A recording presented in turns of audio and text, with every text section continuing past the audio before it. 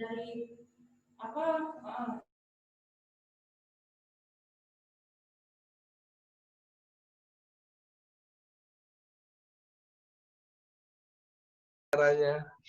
Nggak apa-apa.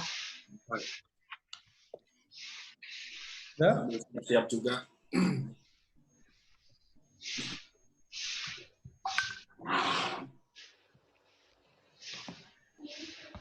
Tes suara Bu Tuti.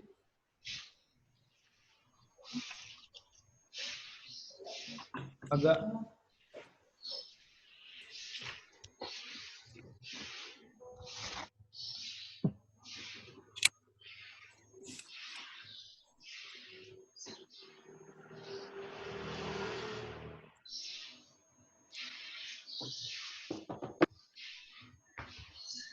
Masih di Surabaya, Bang Akbar ya? Udah di Bogor nih, Mbak. Oh, udah di Bogor. Kangen sama kantor.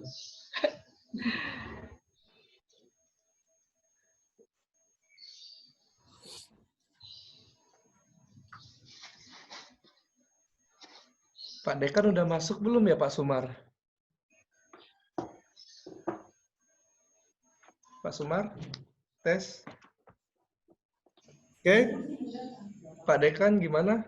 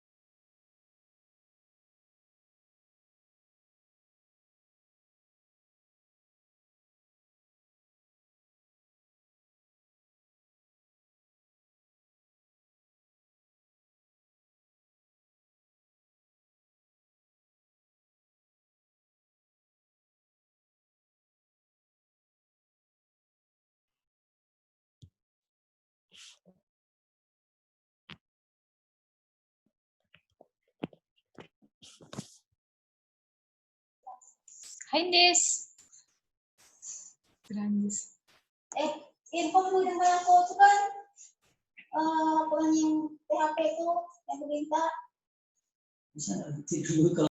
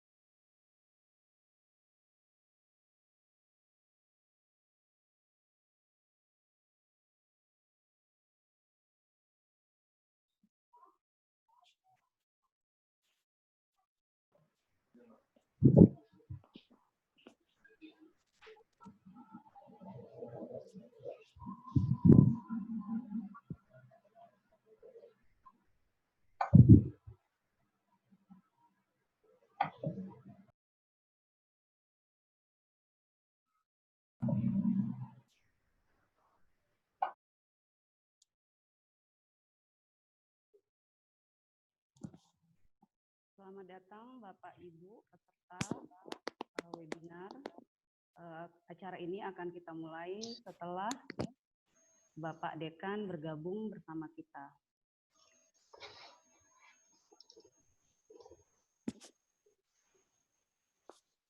Selamat datang Bapak Ibu narasumber. Mohon maaf atas keterlambatan acara ini. Selamat pagi, Ibu. Selamat pagi, Bu Tuti.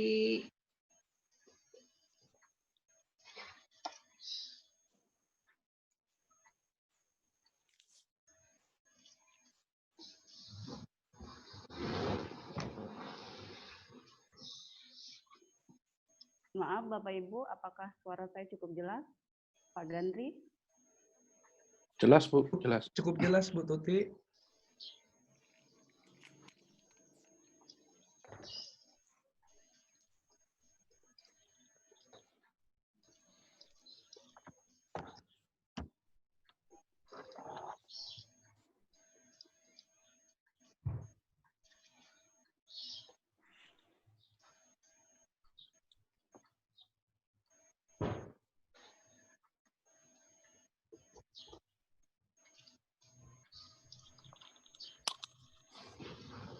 Selamat datang Bapak Dekan Fakultas Perikanan Universitas Borneo Tarakan, sudah bergabung di acara webinar kita hari ini. Ya baiklah Bapak Ibu, kita mulai saja ya acaranya. Sebelumnya, Bismillahirrahmanirrahim. Assalamualaikum warahmatullahi wabarakatuh. Waalaikumsalam warahmatullahi wabarakatuh. Lama kah? Lama. Saya ucapkan terima kasih dan selamat bergabung kepada Bapak Dekan Fakultas Perikanan dan Ilmu Kelautan Universitas Borneo Tarakan, Bapak Ibu narasumber, serta para peserta webinar yang sudah berkenan hadir pada kesempatan kali ini. Perkenalkan, saya Tuti Alawiyah sebagai moderator yang akan membantu jalannya diskusi kita pada pagi hari ini. Sesuai dengan tema webinar kita hari ini mengenai konservasi sumber daya laut tropis, yaitu terkait pelestarian ekosistem lingkungan dan biota laut. Materi ini begitu sangat menarik ya Bapak Ibu untuk bisa kita kaji dan gali, di mana konservasi ekosistem itu merupakan suatu upaya melindungi, melestarikan, dan memanfaatkan fungsi ekosistem sebagai habitat penyangga kehidupan biota perairan. Pada waktu sekarang ini maupun di masa yang akan datang, sehingga kita dapat bersinergi dengan pemerintah untuk mewujudkan sektor kelautan dan perikanan Indonesia yang mandiri, maju, kuat, dan berbasis kepentingan nasional. Sebelum masuk ke materi inti, saya akan membacakan beberapa aturan atau tata tertib di dalam kegiatan webinar ini. Jadi Bapak Ibu, webinar ini saya bagi menjadi 3 sesi. Sesi yang pertama, laporan Ketua Pelaksana Kegiatan dan sambutan. Sesi kedua, pemaparan materi oleh Bapak Ibu narasumber. Dan sesi ketiga adalah diskusi serta tanya jawab bagi peserta webinar. Untuk kondusifnya kegiatan webinar ini, diharapkan kerjasama para peserta untuk tidak mengaktifkan audio selama berlangsungnya kegiatan webinar ini.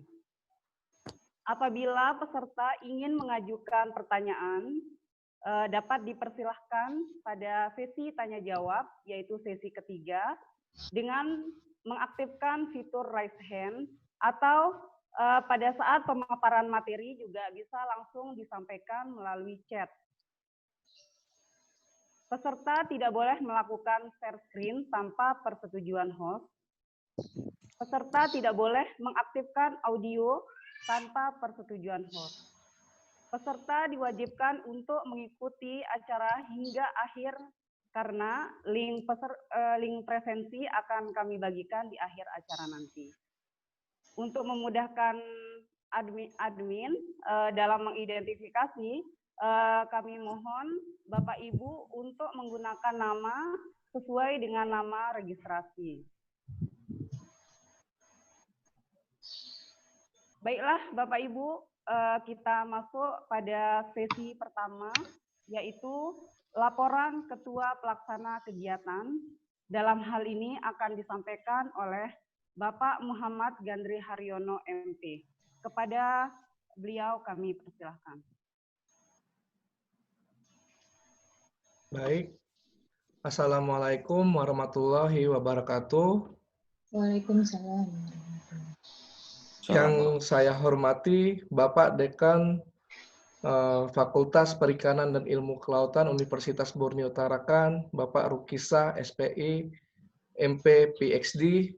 Yang kami hormati Bapak Ibu narasumber, yaitu pertama Ibu Leni Dwi Astuti, SPI, MSI, dan Bapak Akbar Aryo Dikdo, MSI.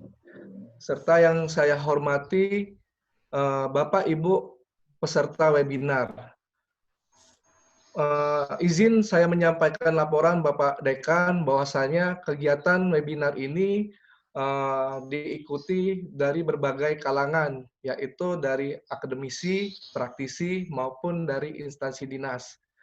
Adapun instansi dan praktisi ini terdaftar sebanyak, yang mendaftar itu adalah 154 peserta dengan berbagai instansi, yaitu 26 instansi. Salah satunya yaitu dari IPB Bogor, Universitas Brawijaya Malang, Universitas Lampung, Universitas Ibrahimi Situbondo, STP Palu, Otto Geisler Papua, Universitas Atmajaya Jogja, serta beberapa instansi lain yang ikut mendaftar. Yang maaf tidak bisa saya sebutkan satu-satu. Dalam kegiatan webinar ini diharapkan kita selaku pelaku sektor perikanan dapat mengembangkan konservasi sumber daya laut tropis di Indonesia. Terakhir, saya ucapkan terima kasih atas kerjasama semua pihak panitia sehingga webinar ini dapat berjalan dengan baik. Saya mohon maaf apabila terjadi ada kekurangan dalam pelaksanaan webinar ini. Saya mohon maaf. Kepada Allah saya mohon ampun. Demikian laporan dari saya. Assalamualaikum warahmatullahi wabarakatuh. Saya kembalikan kepada Ibu Moderator. Terima kasih Bapak Ketua Pelaksana Kegiatan. Selanjutnya sambutan sekaligus membuka secara resmi kegiatan webinar kita hari ini. Dalam hal ini akan disampaikan oleh Bapak Dekan Fakultas Perikanan dan Ilmu Kelautan Universitas Borneo Tarakan. Dalam hal ini adalah Bapak Rukisah, SPI, MP, PhD. Kepada Bapak Dekan kami persilahkan. Baik, terima kasih Ibu Moderator. Assalamualaikum warahmatullahi wabarakatuh. Waalaikumsalam. Selamat pagi dan salam sejahtera buat kita semua.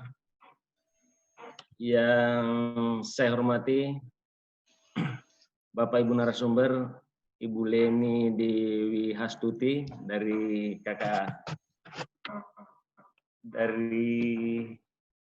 Fungsional Pengelola Ekosistem Laut KKP. Selamat datang Bu, salam kenal nih. Baik Ya, Pak, selamat datang. Ya, yang saya hormati juga Pak Akbar Aryo Dikdo MSc, Sustainability Consultant. Selamat datang Pak Akbar. Ya, Salam kenal. Salam kenal juga Bapak. Saya kira dengan dengan pandemi ini membuat juga sebenarnya dari sisi negatifnya barangkali ya membuat kita, tapi dengan pandemi ini memaksa kita untuk berinvestasi. Salah satu hikmah yang bisa diambil dari pandemi ini kita bisa berkomunikasi ya, berdiskusi walaupun barangkali virtual. Ya, Pak. Dan ini sebenarnya memudahkan sebenarnya. Walaupun kita tahu di perguruan tinggi sendiri itu kan sebenarnya dari dulu kita dipaksa 40% itu daring. Nah, dengan COVID ini dipaksa ya, mau tidak mau kita harus melakukan itu. Dan saya kira pandemi ini kalau kita dengar istilahnya Pak Presiden ini, mari kita berkawan dengan Corona. Sehingga barangkali sudah tidak akan mungkin ini hilang ini Corona dari lingkungan kita. Ya, kita cermati saja, kita antisipasi saja ya. Oke, Bapak dan Ibu sekalian, jika saya menyampaikan beberapa hal, yang pertama saya apresiasi kepada Pak Gandri yang menginisiasi acara ini. Saya kira apa yang dilakukan hari ini mudah-mudahan bisa bermanfaat, dan saya dengar laporan dari beliau bahwa ada beberapa stakeholder yang terlibat dari perguruan tinggi ya, dari praktisi, kemudian mungkin salah satunya mungkin dari government. Karena kalau kita memang pahami sebenarnya manajemen pengelolaan itu kan ada istilah triple helix ya, kalau kita pahami itu, jadi semua stakeholder itu sepatutnya harus terlibat, dan itu sebuah bagian yang tidak terpisahkan dari semua itu. Jadi di situ ada government, ya mungkin Ibu Leni ini bagian dari itu, ya, bagian dari pengambil kebijakan dan regulasi. Kita yang dari perguruan tinggi itu bagaimana bisa memunculkan beberapa ide, barangkali gagasan, dan nanti akan dieksekusi oleh teman-teman dari private, ya, dari swasta misalnya. Nah, hari ini barangkali itu sebagian dari rantai itu yang bagaimana kita bisa lakukan, kita lakoni. Kemudian berikutnya, Bapak dan Ibu sekalian, terkait dengan tema hari ini, konservasi sumber daya laut tropis, saya kira ini menjadi sebuah keniscayaan bahwa negara kita adalah negara maritim yang sangat luas. Tapi sayang sekali barangkali, ya minta maaf, mungkin di diskusi nanti ke depan mungkin perlu kita bicarakan bahwa ada pengelolaan barangkali yang belum maksimal yang kita lakukan. Salah satunya barangkali ini konservasi. Ya, walaupun kita pahami bahwa laut ini adalah sesuatu yang tidak bertuan, ya tanda petik kalau masyarakat awam itu kan biasanya mengatakan begitu. Jadi laut itu kan tidak punya pemilik, ya. sehingga ya senak dewe lah dia melakukan itu, nangkap sana sini menggunakan alat-alat yang tidak ramah lingkungan, sehingga efek yang ditimbulkan dari perilaku itu membuat ada beberapa spesies ya kemudian habitat yang rusak. Nah, dengan upaya konservasi ini saya kira perlindungan, pelestarian dan pemanfaatan sumber daya itu wajib kita lakukan, termasuk barangkali di dalamnya ada ekosistem, kemudian ada jenis, termasuk genetiknya barangkali. Nah, Pak Buleni dan Pak Akbar, kami di Provinsi Kalimantan Utara itu mungkin menjadi provinsi yang kelima barangkali yang sedikit agak cepat itu menetapkan perda terkait dengan RZP3W. Ya, jadi di Kaltarin sudah punya perda itu tahun 2018 nomor 4. Nah, saya kira ini juga perlu kita apresiasi teman-teman dari provinsi, karena Kaltarin adalah salah satu provinsi yang termuda. Ya barangkali kita di sini tidak mau melihat ya kakak-kakaknya yang sudah terlanjur duluan melakukan kesalahan, sehingga perlu ada upaya-upaya mitigasi, upaya-upaya konservasi sehingga kerusakan lingkungan, kerusakan habitat itu tidak berlanjut terus-menerus. Nah, salah satu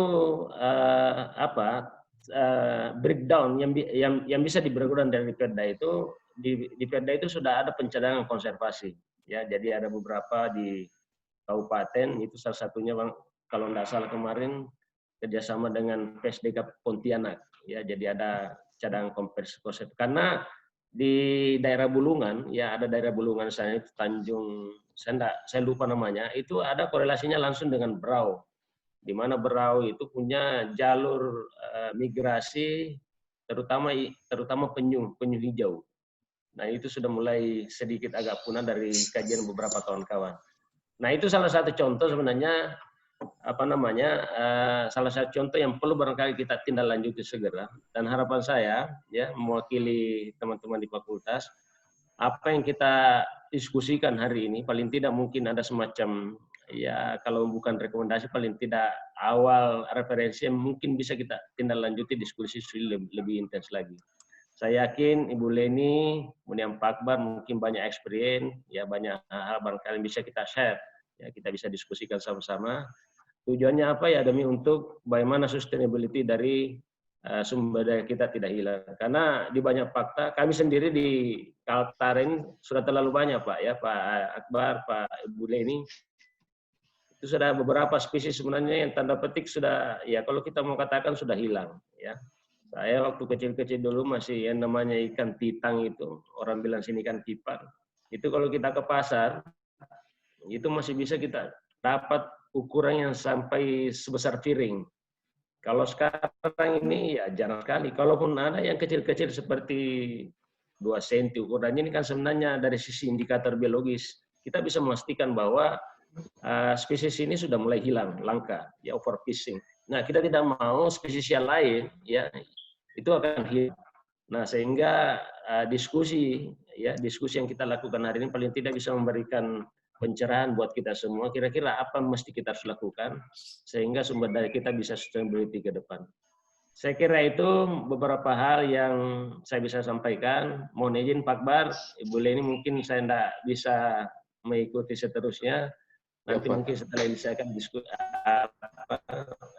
diskusi dengan Pak Gandri apa-apa yang bisa ditelurkan dalam diskusi ini, karena setelah ini ada kegiatan. Mohon maaf. Baik Pak.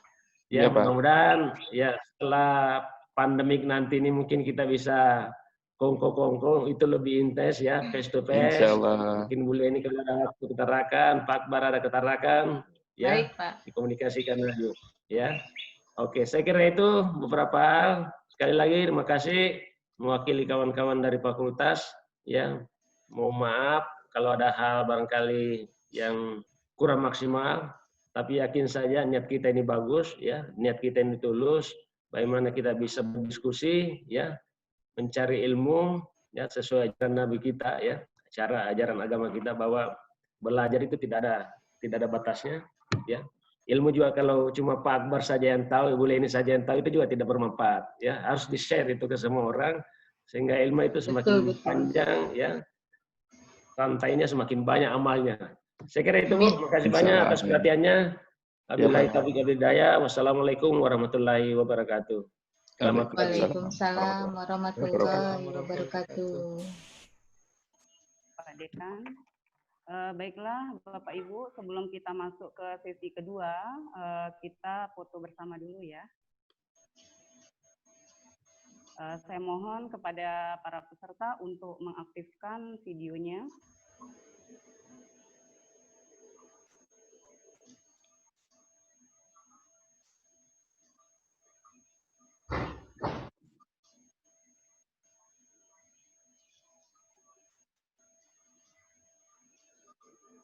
Ya, silakan Bapak Ibu, mohon kerjasamanya untuk mengaktifkan video.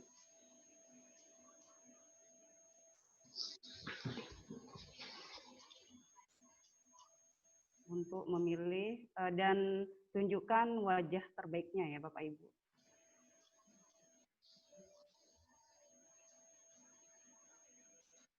Ya, sudah siap Pak Sumarlin? Sebagian masih nonaktif videonya, Bu.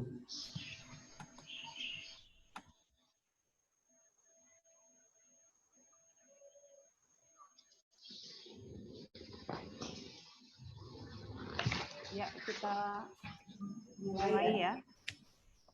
1, 2, 3. Slide 1, selanjutnya slide kedua.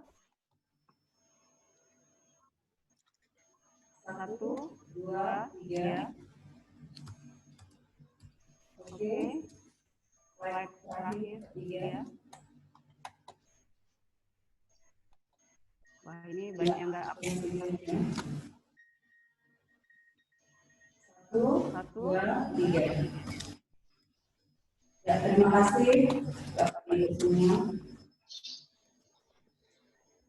Baiklah, Yang masuk pada acara inti ya di kegiatan webinar kita, yaitu pemaparan materi oleh narasumber. Dalam hal ini narasumber yang pertama Ibu Leni Dwi Hasuti, SPI MSI. Ya, sebelum Ibu Leni menyampaikan materinya, saya akan membacakan CV beliau terlebih dahulu. Ibu Leni sekarang menjabat sebagai fungsional ahli Madya Pengelola Ekosistem Lingkungan Perairan di Direktorat Konservasi dan Keanekaragaman Hayati Laut, Direktorat Jenderal Pengelolaan Ruang Laut, Kementerian Kelautan dan Perikanan. Background pendidikan beliau yaitu pendidikan terakhir, Magister Sains pada program studi ilmu pengelolaan sumber daya pesisir dan lautan dengan judul tesis atau penelitiannya, yaitu studi peningkatan kualitas pengelolaan kawasan konservasi habitat penyu melalui pendekatan skema pembayaran jasa ekosistem pada studi kasus Taman Pesisir Pantai Penyu, Pangumban, Kabupaten Sukabumi. Kemudian beliau juga memiliki banyak sekali pengalaman bekerja ya. Mulai dari tahun 2016 itu sebagai tim perumus dan tim verifikasi standar kompetensi kerja nasional Indonesia untuk pemantauan dan evaluasi sumber daya di wilayah pesisir dan pulau kecil. Kemudian tim penyusun dokumen rencana pengelolaan dan zonasi kawasan konservasi perairan nasional di perairan Kabupaten Natuna. Kemudian sebagai tim penyusun National Report ke-6 materi Marine and Coastal Biodiversity. Jadi tidak semua saya bacakan ya Bapak Ibu untuk menyingkat waktu. Baiklah, untuk mengefisienkan waktu saya persilahkan kepada Ibu Leni Dwi Hasuti untuk menyampaikan materi terkait konservasi ekosistem laut dan biota laut. Kepada beliau kami persilahkan. Baik, terima kasih Ibu Moderator. Dalam hal ini Ibu Tuti. Saya boleh share screen materi saya ya Bu ya? Ya, silakan Ibu.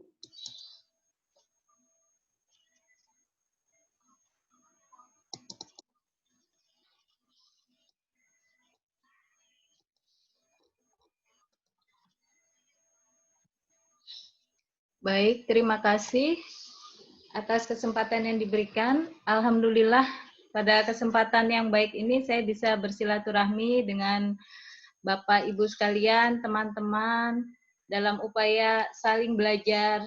Dalam hal ini, bagaimana lingkungan ini kita jaga, kita kelola secara berkelanjutan dengan tujuan untuk kesejahteraan. Perkenalkan, nama saya Leni Dwi Hastuti. Koreksi sedikit, Bu, saya fungsional ahli muda pengelola ekosistem lingkungan perairan, Direktorat Konservasi dan Keanekaragaman Hayati Laut.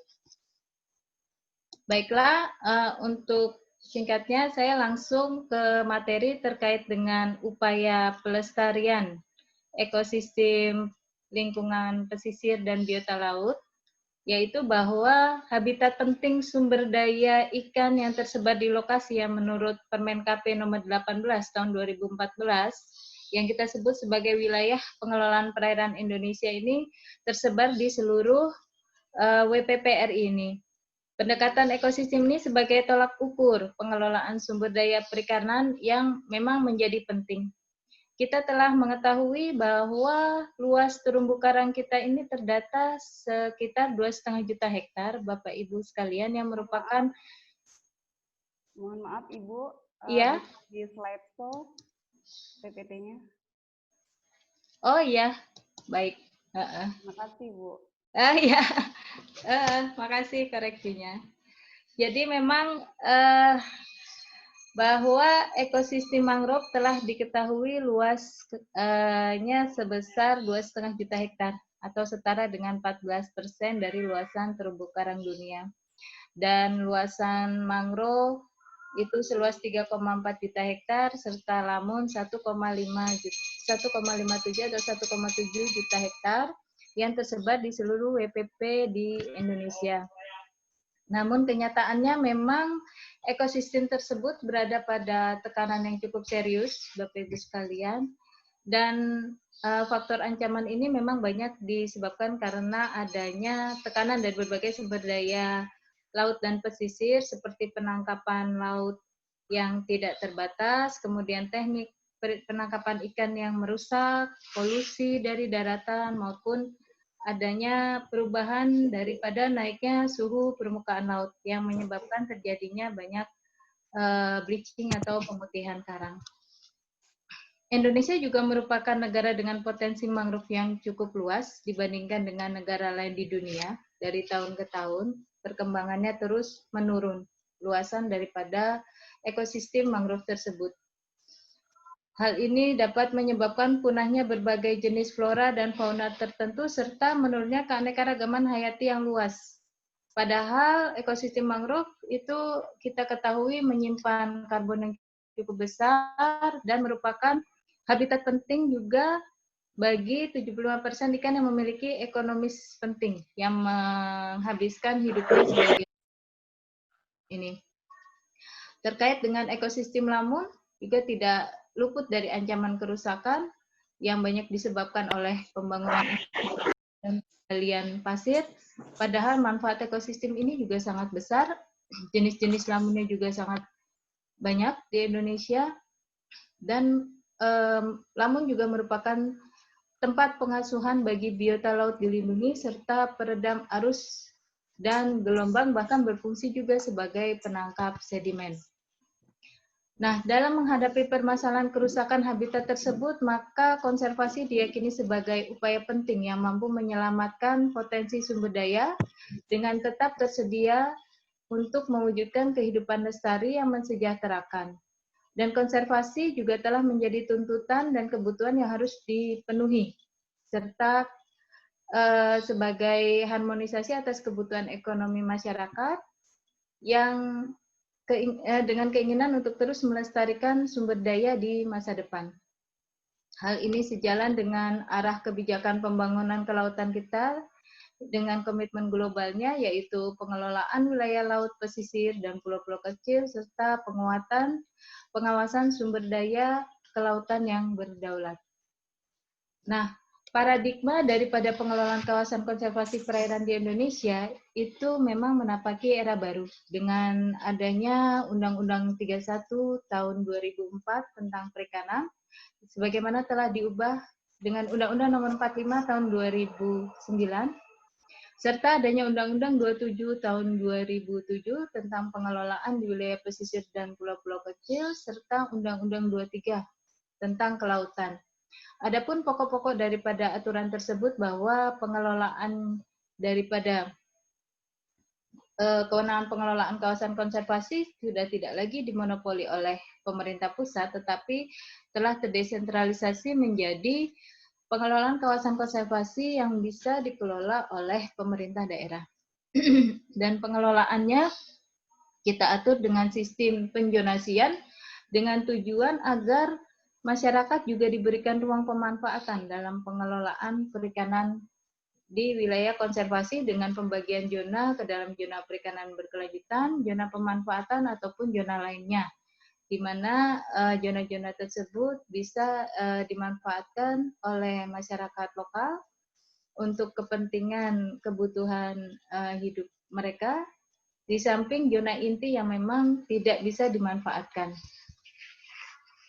Nah, ini adalah aturan regulasi yang memang kita atur untuk mendukung daripada aturan undang-undang tersebut. Undang-Undang 31 juga mengatur terkait dengan bagaimana konservasi keanekaragaman hayati laut itu dijalankan. Dengan melalui istilah konservasi sumber daya ikan, kita menitik beratkan pada 3 konservasi, yaitu konservasi ekosistem, konservasi jenis, dan konservasi genetik, di mana konservasi ekosistem kita menitik beratkan pada upaya pokok kegiatan pelindungan habitat dan populasi ikan, rehabilitasi, penelitian pengembangan, pemanfaatan, pengembangan sosial, pengawasan dan pengendalian, serta monitoring dan evaluasi. Serta untuk konservasi jenis, kita lebih ke arah penggolongan jenis ikan, status perlindungannya, pemeliharaan, pengembangbiakan, serta penelitian dan pengembangan. Adapun konservasi genetik, kita menitik beratkan pada upaya pokok pemeliharaan, pengembangbiakan, penelitian, serta penelitian gamet. Aturan undang-undang yang berlaku di Indonesia serta peraturan Menteri Kelautan dan Perikanan juga telah mengamanatkan dan mengatur bagaimana semestinya konservasi tadi dijalankan. Dan untuk itu, Kementerian Kelautan dan Perikanan terus bekerja keras mewujudkan target demi menjaga keberlangsungan potensi sumber daya ikan di Indonesia. Sampai dengan saat ini telah tercapai luasan kawasan konservasi seluas 23,38 juta hektar atau 7,19% dari luas perairan Indonesia, di mana komitmen pencapaian 10% daripada luas perairan Indonesia pada tahun 2030 akan kita jalankan, yang merupakan komitmen daripada Aichi target dunia. Dengan kendali pelaksanaan pemanfaatan berdasarkan Permen KP 47 tahun 2016 bahwa kawasan konservasi perairan dikelola dengan sistem zonasi yang tadi sudah saya sampaikan, yaitu zona inti, pemanfaatan, zona perikanan berkelanjutan, serta zona lainnya dengan fungsi-fungsi daripada kawasan konservasi itu sendiri.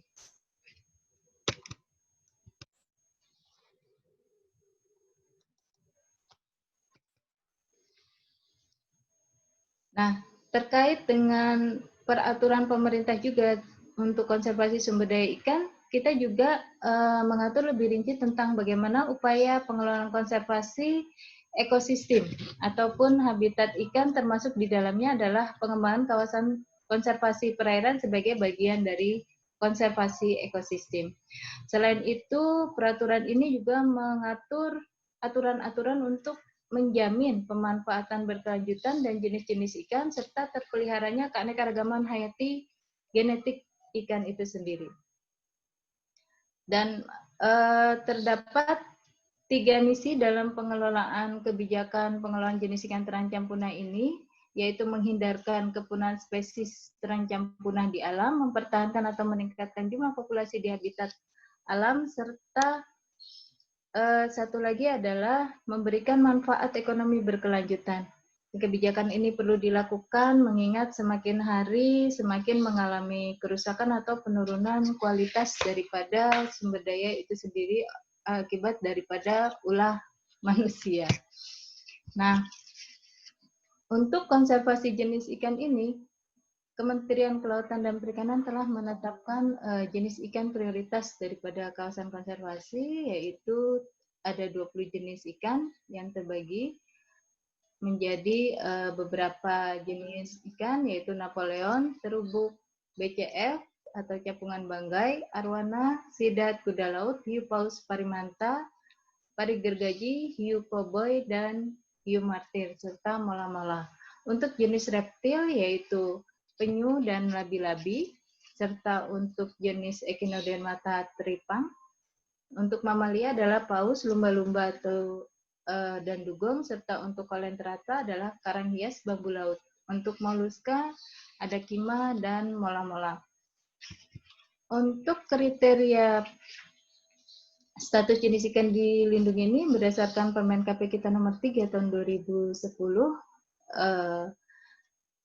dasar penentuannya yang pertama adalah karena dia terancam punah, yang kedua langka, yang memiliki ciri-ciri kepadatan populasi kecil, kemudian waktu matang seksualnya pertama memang sangat lama, kemudian laju pertumbuhannya sangat lambat, dan daerah penyebarannya endemik yang memiliki ciri-ciri sebaran geografis alami terbatas, kemudian lingkungan hidupnya sempit, dan hidup pada karakteristik ekosistem tertentu. Terkait dengan fekunditas yang rendah, yaitu ciri-cirinya dia memiliki jumlah individu yang berkurang pada suatu habitat, serta penurunan hasil tangkapan persatuan upaya. Tingkat kemampuan reproduksi rendah ini juga ditandai dengan jumlah telur yang dihasilkan rendah, serta kematian alami tinggi dan berpasangannya tetap. Terkait dengan status jenis ikan dilindungi yang ditetapkan oleh Menteri terkait dengan tata cara status perlindungan jenis ikan,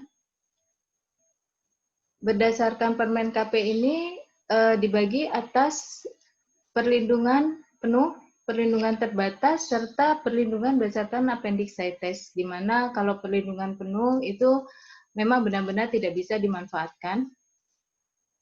Itu kita tetapkan pada Permen KP nomor 18 tahun 2013 terhadap jenis ikan hiu paus, dan untuk jenis parimanta berdasarkan Permen KP nomor 4 tahun 2014 yaitu manta birostris dan manta alfredi.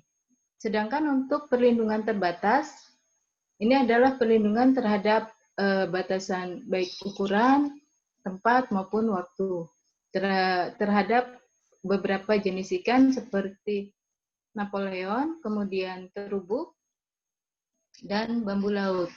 Sedangkan untuk beberapa jenis ikan yang appendix CITES itu masuk kepada beberapa jenis yaitu hiu koboi dan hiu martil. Ada 3 jenis hiu martil yang ada, yaitu hiu jenis Spirna lewinii, Spirna macaren, dan Spirna zygaena.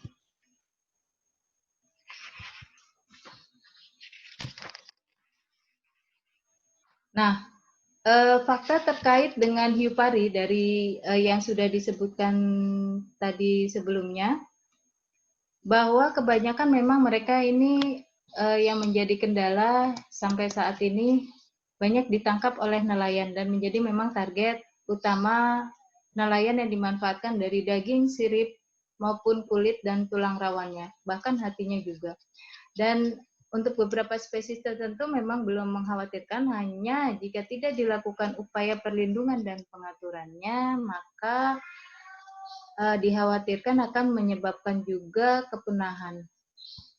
Dan ini adalah beberapa hiu paus yang dilindungi berdasarkan Permen KP dan Permen LHK yang memang tidak bisa dimanfaatkan.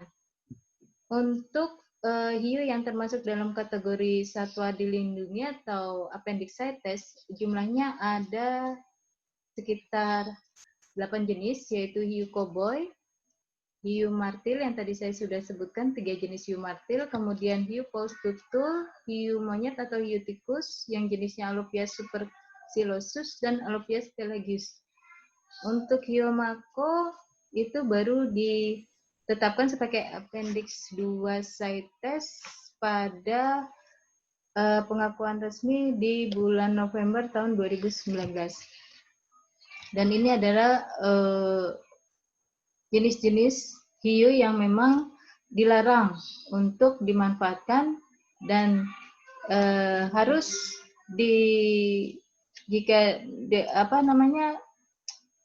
tertangkap maka harus segera dilepaskan kembali. Ini berdasarkan daripada ketentuan RFMO atau IUCN atau International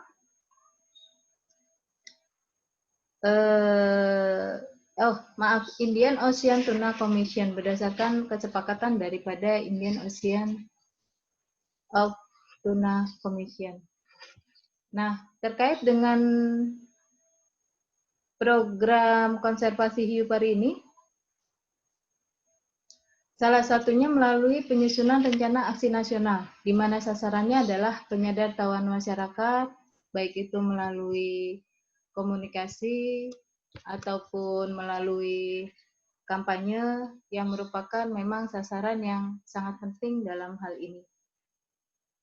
Masih kurangnya informasi terkait potensi keragaman jenis, jumlah, dan tingkat eksploitasi itu menyebabkan perlunya pendataan, di mana pendataan ini berfungsi sebagai upaya dalam penghimpunan dan penyeragaman data. Ini adalah terkait dengan lokasi sebaran dan status pengelolaan hiu untuk pendataannya, program pendataannya. Nah, terkait dengan jenis mamalia laut di Indonesia, kita memiliki 35 jenis mamalia laut, di mana semua jenis mamalia laut tersebut memang sudah ditetapkan menjadi jenis yang dilindungi berdasarkan PP nomor 7 tahun 1999 yang selanjutnya diubah ke dalam Permen LHK nomor 20 tahun 2018. Penetapan status perlindungan ini merupakan langkah awal dan bentuk komitmen nyata pemerintah Indonesia dalam rangka menjaga kelestarian mamalia laut dari ancaman daripada kepunahan. Nah, ini adalah jenis-jenis mamalia laut Indonesia, dan ini adalah peta indikatif sebaran mamalia laut di Indonesia serta jalur migrasinya. Kemudian,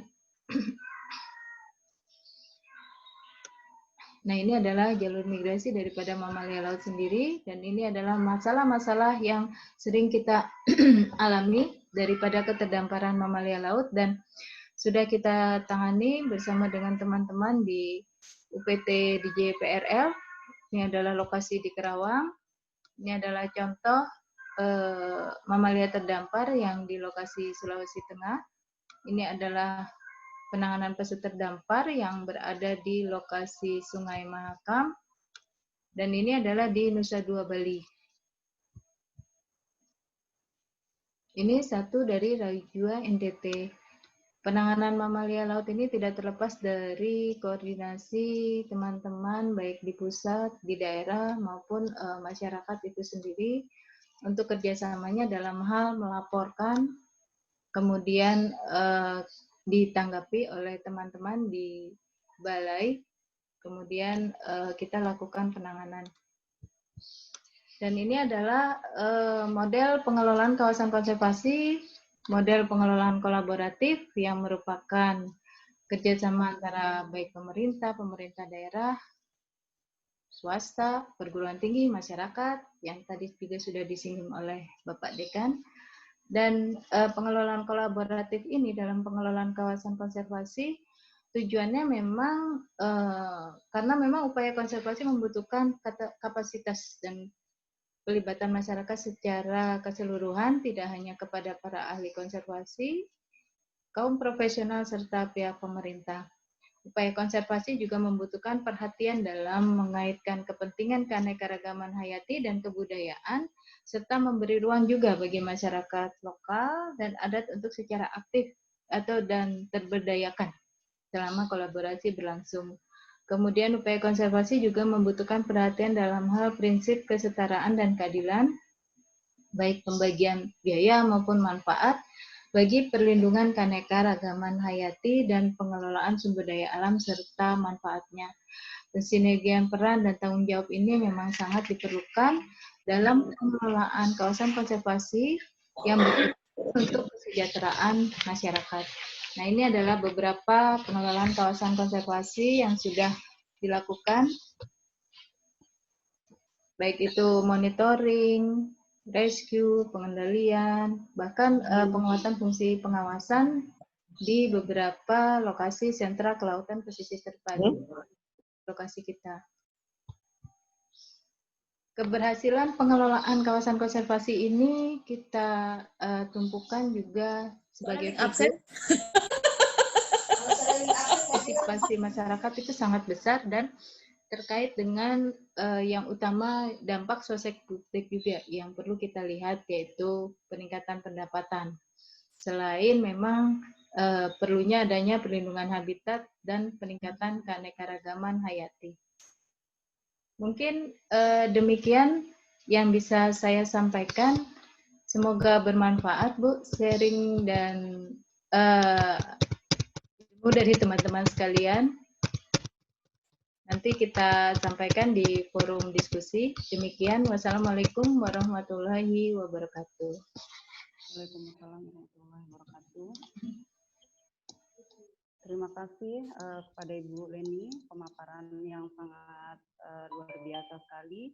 Di sini saya bisa mengambil poin penting bahwa pemerintah terus berupaya ya Bu untuk meningkatkan konservasi terhadap keanekaragaman biota laut. Hal ini bisa dilihat dari regulasi yang sudah dikeluarkan oleh pemerintah. Nah, ini nanti mungkin akan menjadi bahan diskusi kita ya, yang sangat menarik Bapak Ibu, bagaimana implementasi kebijakan-kebijakan tersebut di lapangan. Ya, terima kasih sekali lagi Ibu Leni. Saya ingatkan kepada Bapak Ibu, bagi yang ingin bertanya, silahkan bisa dicatat ya, atau diketik pertanyaannya melalui chat. Ya, dan itu nanti akan kita bahas pada sesi tanya jawab.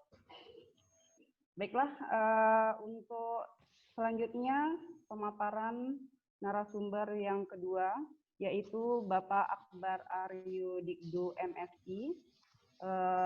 Dalam hal ini akan menyampaikan materi terkait dugong. Sebelum kita masuk pada pemaparan materi, saya akan bacakan dulu CV dari Bapak Akbar.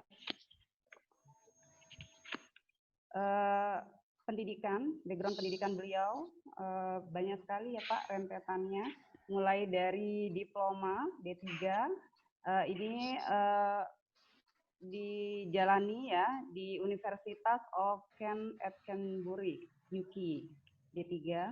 Kemudian S1 beliau itu di Gajah Mada, Universitas Gajah Mada, Yogyakarta. Beliau mengambil jurusan biologi. Kemudian S2 di IPB, di Fakultas Perikanan dan Ilmu Kelautan. Kemudian beliau juga pernah mendapatkan program fellowship ya, Danida, yaitu di University of Copenhagen mengenai sustainable development. Ya, untuk pengalaman kerja, beliau sekarang bekerja sebagai sustainability consultant, dan ini banyak sekali pengalaman beliau yang sudah diperoleh, mulai dari sebagai eksekutif direktur ya pada perkumpulannya PK, kemudian program deputi direktur, kemudian sebagai konsultan GIS dan sebagainya ya. Tidak bisa saya sebutkan satu persatu Bapak CV-nya karena ini sangat banyak sekali pengalaman kerja dari Bapak Akbar Adikdo. Baiklah, kita langsung saja pada pemaparan materi. Saya persilahkan Bapak Akbar. Ya, terima kasih Ibu Moderator. Assalamualaikum warahmatullahi wabarakatuh, Bapak Ibu sekalian. Oke, teman-teman semua, mahasiswa. Jadi pada kali ini saya akan membawakan materi mengenai salah satu spesies prioritasnya teman-teman di KKP, yaitu dugong. Ya, kenapa dugong? Karena mungkin ini dari banyak spesies yang dilindungi dan menjadi prioritas untuk dikonservasi. Ini mungkin salah satu yang kurang banyak dibicarakan lah. Kita tentunya banyak bicara mengenai paus, hiu, dan lain sebagainya. Tapi dugong ini mungkin, tapi sekarang makin banyak gitu ya. Karena pada saat itu memang dulu nggak banyak dibicarakan, tapi sekarang akan semakin banyak. Harapannya apa yang akan saya sampaikan nanti bisa memicu minat gitu ya di kalangan mahasiswa untuk bisa meneliti, atau teman-teman semua lah gitu. Baik, sudah kelihatan screen saya ya? Sudah Bapak. Oke. Sudah ya? Oh ya, sudah. Ya, terima kasih. Oke, melalui slide ini, presentasi ini, saya akan mengajak teman-teman semua untuk melihat lebih dalam mengenai dugong. Saya bukan taksonomis, jadi pendekatan saya dalam mendiskusikan ini akan lebih banyak pengalaman di lapangan dan berinteraksi langsung dengan spesies ini dalam banyak kesempatan. Dan pembelajaran yang saya sampaikan di sini akan lebih banyak berasal dari Sulawesi Utara. Mbak Leni itu pernah tuh saya ketemuan di sana waktu itu. Jadi oke. Sebelum saya mulai, saya ingin kita memahami dulu bahwa ini peta Indonesia yang secara kasar dibuat saya ketemu ini di internet, tapi saya kira ini menarik gitu ya. Ketika peta Indonesia ini dipindahkan ke Eropa, maka ini jadinya. Sebelah timur itu ada di Uzbek, sebelah barat ada di Irlandia. Kalau di Eropa kita ini akan menjadi banyak negara. Tapi di sini Indonesia ini kita menjadi satu negara yang keberagamannya malah jauh lebih besar daripada Eropa mungkin. Dan ini tentu saja tidak hanya pada culture mungkin budaya ya, tapi karakter alamnya juga macam-macam. Biodiversity-nya juga macam-macam. Kita dikenal sebagai mega diversity country atau sangat besar gitu. Tadi juga sudah disampaikan oleh Ibu Leni.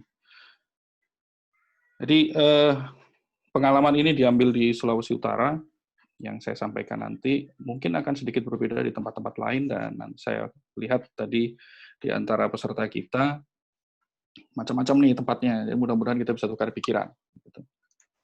Oke, kalau kita cari di internet, kita lihat di red list IUCN. Maka ini yang akan kita dapati. Dugong statusnya vulnerable, dan nanti teman-teman bisa lihat sendiri mengapa dia vulnerable. Gitu. Dan ini menjadi menarik karena di sini klasifikasi. Kalau kita lihat di sini ada deretan status gitu ya. Ada list concern, near threatened, vulnerable, endangered, critically endangered, extinct in the wild, dan akhirnya extinct alias punah. Nah, nanti silakan dibaca-baca. Nah, dugong inilah sebarannya di dunia.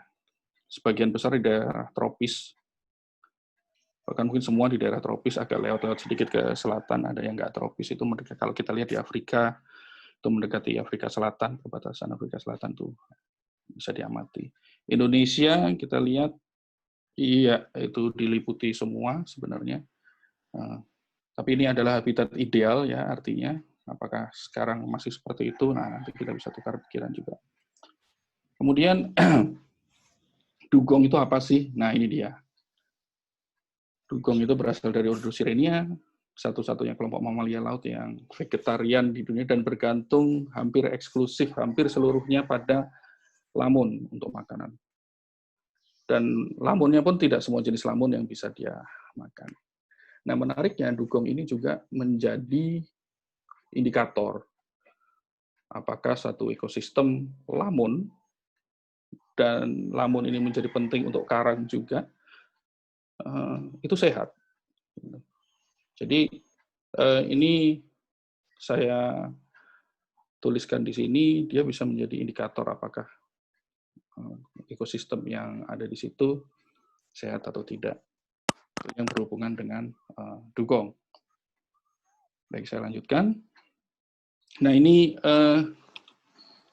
gambar yang saya ambil dengan kamera underwater, melihat ekosistem lamun yang berbatasan dengan mangrove. Nah, kita lihat tadi sudah disampaikan juga bahwa salah satu fungsi dari lamun adalah dia stabilisasi sedimen. Nah, ini kita lihat. Ini memang ginilah caranya lamun melakukan stabilisasi sedimen. Dia tangkap dengan daunnya, kemudian terperangkap di antara akar-akarnya. Jadi ini menekankan pentingnya ekosistem. Kita membicarakan perikanannya juga, ada ikan-ikan di situ. Kita tahu baronang itu adalah ikan yang membutuhkan ekosistem lamun dan seterusnya. Dan kalau kita bicara dugong, kita lihat ada 2 spesies di sini, ada kotak merah di situ, silahkan dilihat, yang itu menjadi makanannya dugong. Itu. Nah, di sini kita lihat ada beberapa jenis lamun, di situ yang saya kotaki itu Halophila ovalis, itu salah satu top listnya, favoritnya dugong. Kemudian ada Cimodocea, mungkin rotundata, itu saya nggak terlalu harus dilihat dari dekat, tapi itu juga favoritnya dugong. Dia tidak akan makan yang besar ini, yang ini Enhalus atau Thalassia kalau tidak terpaksa, karena di situ ada zat yang bisa membuat pencernaan dia terganggu kalau dimakan terlalu banyak. Nah, ini sekedar mengingatkan kembali bahwa Indonesia adalah salah satu pusat keanekaragaman hayati dunia. Nah, kalau kita bicara seagrass, maka Indonesia itu kalau dilihat dari warna hijau, semakin pekat warnanya, maka semakin banyak spesiesnya. Dan karena di Indonesia saat ini kalau tidak salah, kemarin sudah ada paper yang menyatakan bahwa ada jenis ke-14 yang ditemukan dikonfirmasi. Tadinya 13, dengan adanya paper ini sudah dilaporkan 14. Oke, jadi kalau kita kaitkan dengan sebaran dugong tadi, maka ya tentunya masuk akal karena memang Indonesia sebaran lamunnya sangat luas dan intensif. Nah, ini dia. Kita sering membicarakan terumbu karang, tetapi kita juga kadang lupa kenapa kok terumbu karang ini perairannya bisa sangat jernih seperti ini. Ya, tentunya karena filtrasi yang dilakukan oleh lamun salah satunya. Jadi membicarakan terumbu karang seharusnya tidak lepas dari lamun atau bahkan mangrove sebagai bagian ekosistem yang saling interkoneksi. Dan ini penting buat duyung juga. Kalau duyung sendiri makannya di lamun, maka tempat mainnya atau berruayanya ada di terumbu karang. Nah, lamun sendiri sebagai sumber makanan daripada si duyung ini ternyata juga dimanfaatkan oleh manusia. Dan di banyak tempat di Indonesia ini, daerah pasang surut yang ada lamunnya itu menjadi tempat yang penting untuk cadangan makanan atau ketahanan makanan buat masyarakat kita. Ketika mereka tidak bisa melaut, inilah yang mereka lakukan. Ya, atau sore-sore surut, mereka ke laut, tempat pasang surut di sekitar lamun, mereka kumpulkan apa yang mereka bisa tangkap di situ. Ikan yang terjebak di kolam-kolam kecil, atau ada moluska yang mereka bisa ambil, dan seterusnya, dan seterusnya. Jadi menjadi penting untuk ketahanan pangan. Nah, ini yang tadi saya sampaikan bahwa secara ekologi dia penting karena dia adalah habitat ikan, tempatnya dugong, spesies-spesies ETP yang lain, ETP itu endangered, threatened, and protected, intinya spesies-spesies yang terancam punah dan dilindungi. Kemudian juga penting untuk filtrasi sedimen, di sini saya tuliskan juga. Tapi di lain sisi juga manusia juga berkegiatan di sini.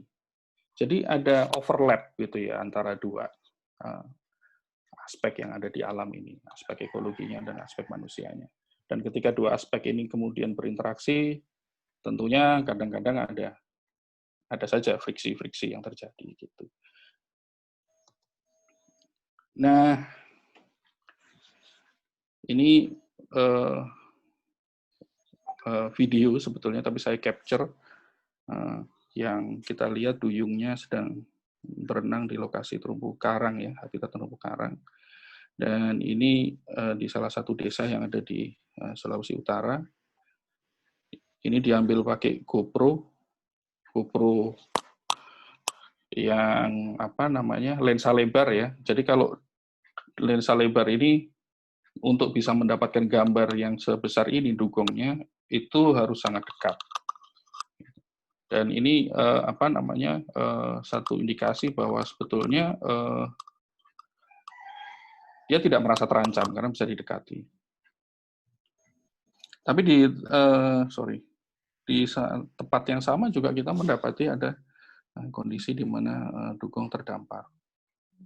Dan terdamparnya dugong juga kita tidak bisa langsung bilang bahwa ini akibat daripada kegiatan manusia, tidak juga. Tetapi secara alami kalau misalnya dia memang mati kemudian terbawa ke pantai terdampar, itu juga bisa gitu ya. Nah, nanti kita akan bahas. Tapi dari sini kita lihat bahwa kalau yang salah satu, kalau kita perhatikan dugong bagian punggungnya, ini bisa mengindikasikan usia. Ini ada banyak bekas luka, dan ini kecenderungannya dia usianya lebih tua dibandingkan yang satu lagi. Kita lihat sebagian dari punggungnya masih kelihatan lebih halus gitu, lebih mulus. Ada indikasi bahwa itu lebih muda. Nah, ini salah satu problem-problem yang kita dapati ketika kita membicarakan tentang dugong, bahwa kejadian ini juga terjadi, terdampar dugong ini. Nah, kita sebagai NGO, sebagai CSO, sebagai bagian daripada masyarakat, tentunya ini kita koordinasikan juga dengan kementerian. Dalam hal ini kita laporkan langsung ke BPSPL Makassar waktu itu, dan kemudian ada kontak person di masing-masing provinsi yang bisa dimobilisasi untuk membantu penanganan krisis. Jadi itu juga yang kita lakukan, sosialisasi, membantu sosialisasi teman-teman di KKP, nomor-nomor kontak person yang kira-kira penting dihubungi untuk mendapatkan keterangan lebih lanjut ketika ada hal-hal seperti ini terjadi. Nah, ini film nih, mudah-mudahan bisa diputar ya. Ini diambil dari drone di ketinggian sekitar 30 sampai 40 meter. Kita lihat ini adalah hamparan lamun nih. Ini adalah flat gitu, hamparan lamun, kedalamannya nggak nyampe 5 meter paling dalam. Dan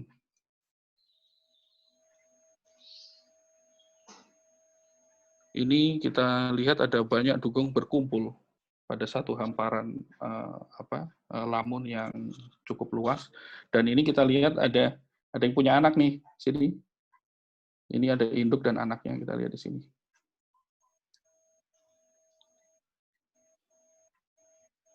Jadi drone, kalau kita tahu tempatnya di mana di situ ada dugong, drone bisa digunakan untuk melakukan studi populasi untuk membuktikan bahwa di situ ada atau tidak.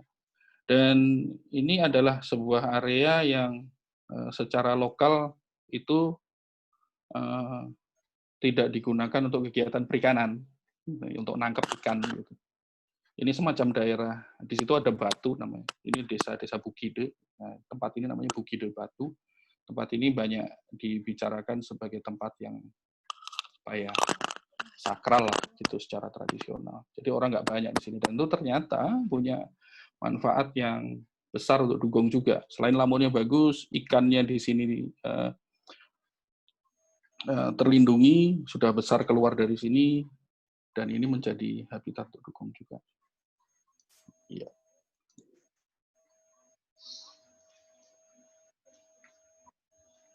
Nah, ini juga.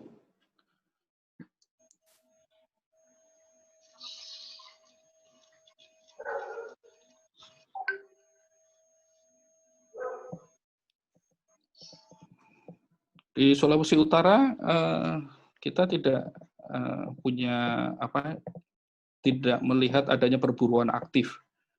Jadi mungkin ini menjadi salah satu alasan kenapa dugong tidak takut manusia di sini. Deket-deket aja nggak apa-apa. Gitu. Ini video ini diambil oleh salah satu tim saya yang ada di sana, yang memang kita sudah tahu gitu kira-kira tempatnya di mana, dan kita awasi terus kira-kira perkembangan dugong di situ bagaimana.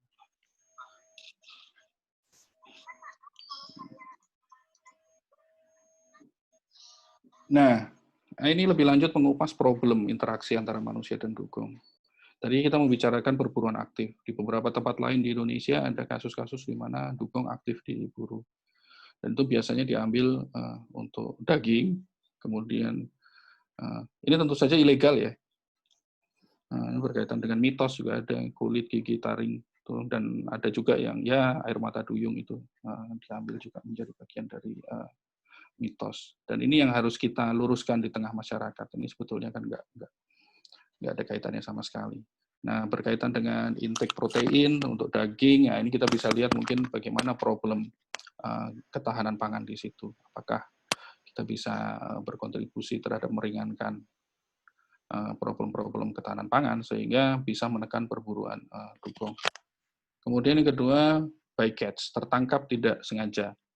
Itu banyak kasus yang terjadi seperti itu. Ada jaring gillnet yang dipasang, kemudian perangkap sero, kadang kalau ada orang bikin sero yang besar biasanya pada saat surut dia tertangkap ada dugong di situ. Tertabrak kapal, itu ada beberapa insiden kita lihat gitu. Kemudian untuk wisata, nah ini sebetulnya di beberapa tempat sudah ada dive center yang dia bisa menunjukkan tempat-tempat di mana dugong mudah diamati.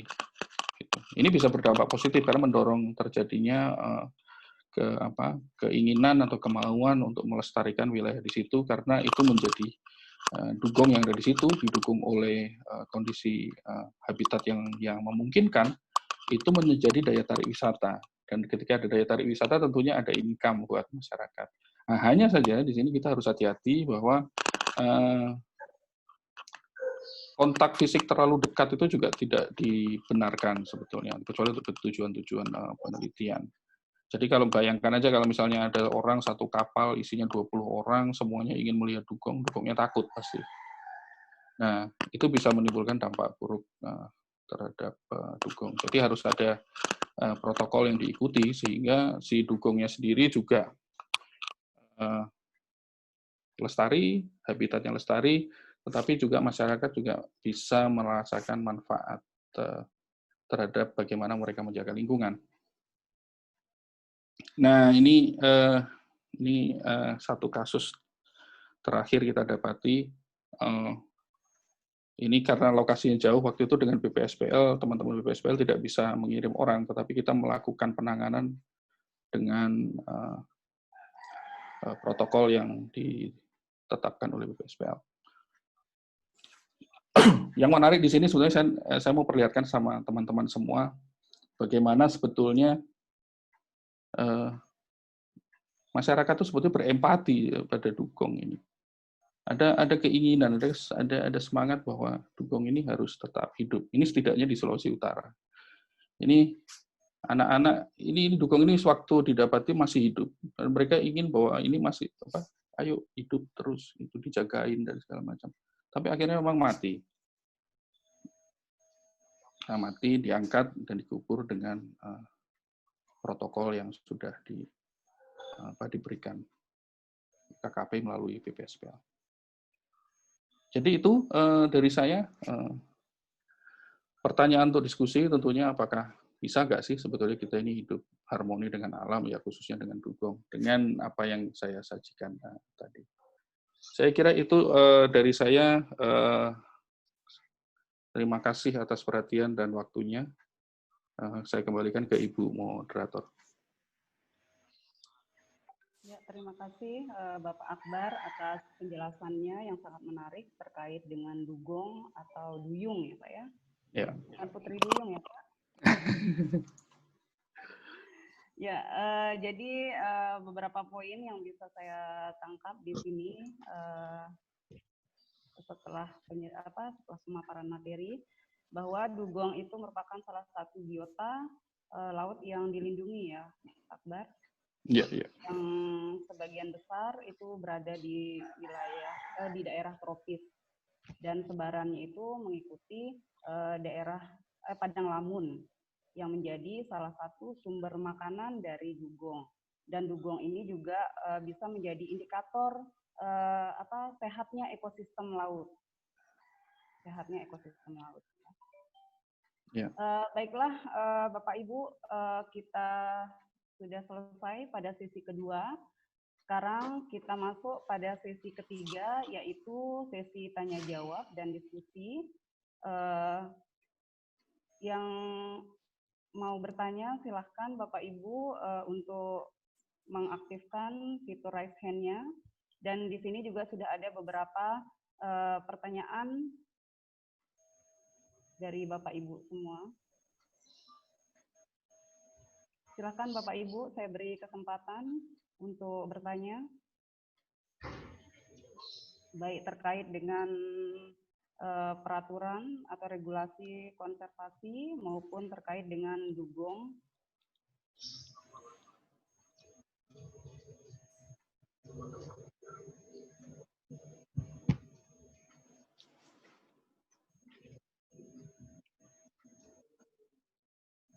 Ya, sementara belum ada yang raise hand.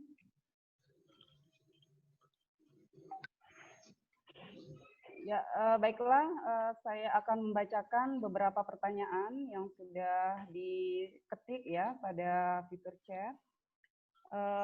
Yang pertama, pertanyaan pertama dari Bapak Retno Hartati. Bapak atau Ibu ini? Ibu ya, Retno Hartati. Mohon maaf. Ini pertanyaannya terkait dengan dugong. Apakah dugong mempunyai asosiasi dengan jenis lamun tertentu? Mungkin bisa langsung dijawab saja, Bapak Akbar. Tadi sudah saya singgung sedikit mengenai apakah dugong mempunyai keterkaitan dengan jenis lamun tertentu. Ya, jawabannya ya. Genus Halophila, kemudian Cymodocea dan Haludule itu menjadi ya mungkin favorit lah gitu kalau kita menu utama mereka gitu. Tapi mereka juga makan Syringodium yang bentuknya membulat gilik itu untuk menjadi makanan mereka. Dan itu biasanya kalau bicara dugong, salah satu cara untuk mengidentifikasi di situ ada dugong atau tidak, selain kita melihat secara langsung di permukaan atau di bawah air, itu adalah melihat feeding track namanya. Jadi dugong ini kalau makan dia seperti traktor dia makan ke depan gitu. Dia cari itu di antara padang lamun itu jenis-jenis apa yang biasa dia makan. Jadi dia di situ dia makan. Nah di itu selama dia makan itu jalurnya akan kelihatan gitu. Dan itu menjadi salah satu indikasi bahwa di situ ada dugong yang aktif memanfaatkan padang lamun. Jadi kelihatan tuh panjangnya bisa 20 meter, 30 meter. Bahkan untuk dugong yang ukurannya besar itu bisa dalam satu tempat kita bisa dapati beberapa feeding track gitu. Jadi ya ada asosiasi dengan jenis-jenis lamun tertentu dan biasanya memang dia akan meninggalkan feeding track. Untuk tempat-tempat yang lamunnya besar seperti Thalassia ya, kemudian Enhalus itu kalau tidak terpaksa sekali dia tidak makan. Gitu. Karena di situ ada zat yang bisa menyebabkan dia terganggu pencernaannya dan di pencernaannya itu ada gas, gitu. Dan gas ini menyulitkan dia untuk menyelam, gitu. Jadi ketika dia kemudian makan jenis lamun yang bukan favorit dia, terpaksa dia makan yang halus dan seterusnya, dia akan berada di permukaan, nggak bisa menyelam, sampai gasnya itu hilang, dan kadang di situ dia sangat rentan terhadap insiden tabrakan dengan perahu atau kapal. Jadi ya kira-kira seperti itu. Itu Bu Moderator. Bagaimana Ibu Retno Hartati? Saya rasa cukup jelas ya jawaban dari Bapak Akbar. Selanjutnya pertanyaan dari Payan Tampu Bolon. Salah satu bidang usaha yang masih eksis selama COVID ini adalah bidang usaha perikanan, baik itu bidang budidaya maupun bidang tangkapan. Semestinya lingkungan perairan sudah masuk dalam konsen untuk dirawat, namun masih banyak dijumpai adanya pembukaan lahan sekitar daerah pantai yang tidak mengindahkan kesinambungan lingkungan itu sendiri. Pertanyaannya, apakah langkah-langkah yang harus diambil agar konservasi daerah pantai teratur dan tertata sehingga masih dapat dimanfaatkan bagi generasi selanjutnya? Terima kasih. Ini pertanyaan sepertinya ditujukan untuk Ibu Leni Dwi Hastuti. Silakan Ibu bisa menjelaskan. Baik, terima kasih atas pertanyaannya dan Ibu Moderator. Izin menjelaskan, Bu, terkait dengan pembukaan lahan. Memang untuk setiap usaha itu diarahkan kepentingannya juga untuk masyarakat dan untuk kepentingan baik di bidang usaha itu sendiri maupun masyarakat. Nah, kita telah mengatur, Bu, dalam pengalokasian ruang itu yang seperti tadi disampaikan oleh Bapak Dekan sendiri, bahwa Kalimantan Utara telah dilakukan pengesahan RZWP3K-nya ya, Bu ya. Jadi Perda RZWP3K merupakan salah satu bentuk pengaturan daripada alokasi ruang yang diperuntukkan bagi usaha budidaya atau usaha-usaha yang lainnya untuk pengaturan di ruang itu sendiri agar tertata penataannya, baik itu untuk budidaya atau untuk industri, itu telah diatur dalam rencana zonasi wilayah pesisir dan pulau-pulau kecil di alokasi pemanfaatan ruang. Dan untuk kawasan konservasi sendiri juga telah mengatur penzonasian untuk penataan ruang bagi pemanfaatan daripada kegiatan-kegiatan di masyarakat. Misalnya untuk budidaya kita bisa lakukan di zona perikanan berkelanjutan, untuk wisata kita lakukan bisa di zona pemanfaatan, dan zona inti memang hanya untuk zona perlindungan, sehingga sudah terbagi secara teratur ruang-ruang yang akan digunakan untuk pemanfaatan usaha. Mungkin demikian, Bu, yang bisa saya sampaikan. Ya, mungkin ada feedback jawaban dari Bapak Payan Tampu Bolon, atau sudah cukup jelas penjelasan Ibu? Ya, terima kasih Ibu Moderator. Saya pikir memang apa yang dikatakan Ibu tadi sudah tercakup ya secara keseluruhan. Semoga ini bisa terlaksana, karena biasanya kan kalau kita peraturan sih sudah ada, kontrol di lapangan itu biasanya yang masih kurang kenceng. Saya harap di daerah Ibu bisa ini lebih digiatkan. Karena kalau saya pikir kebenaran, saya ini berkecimpung di bagian pertambakan. Saya terkadang risih lah Bu ya, lihat daerah bibir pantai yang dulunya masih banyak bakau, banyak dipakai oleh masyarakat setempat. Sebenarnya kalau kita lihat, ini adalah masyarakat kecil. Benar kata Ibu tadi, itu dipakai hanya untuk memenuhi kebutuhannya. Tidak salah sih, karena memang semua sumber daya ini kan untuk masyarakat. Namun kalau diadakan bimbingan, bagaimana sebaiknya membuat satu petakan-petakan tambak yang bisa bertahan lama. Dengan kata lain, mereka tetap bisa mendapatkan mencari kehidupan di sana, namun tidak merubah satu struktur garis pantai yang ada di sana. Kalau perusahaan-perusahaan besar yang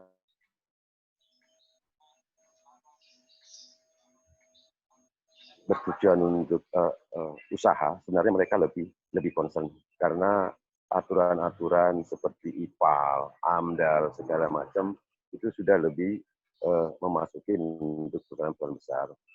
Yang kita harapkan memang adanya satu kontrol, mungkin kalau di Departemen Perikanan ya melalui teman-teman PPL-nya ya. Jadi harus konsen yang ini bisa, yang ini tidak. Karena mereka lah yang memang sulit untuk kita ajak mengenai pentingnya sumber daya tanah maupun alam yang akan kita tujukan juga untuk anak-anak cucu kita ke depan. Terima kasih Bu atas tanggapannya. Selamat siang. Baik Pak, terima kasih. Memang upaya untuk kolaborasi yang tadi sudah saya sebutkan, koordinasi, kemudian pengelolaan secara pelibatan antara masyarakat, pemerintah daerah, dan stakeholder lain itu memang sangat perlu Pak, terutama terkait dengan pengawasan daripada pelaksanaan untuk pembangunan yang berkelanjutan juga gitu, dan pemanfaatan berkelanjutan.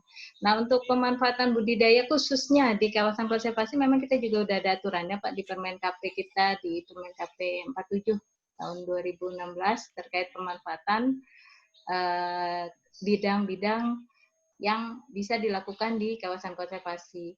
Untuk bidang budidaya kita sudah batasi bagaimana lahannya, kemudian bagaimana pakannya, kemudian apa yang harus dibudidayakan sudah tertera di situ. Mungkin nanti akan saya share Pak semua aturan-aturan tersebut. Makasih banyak Pak.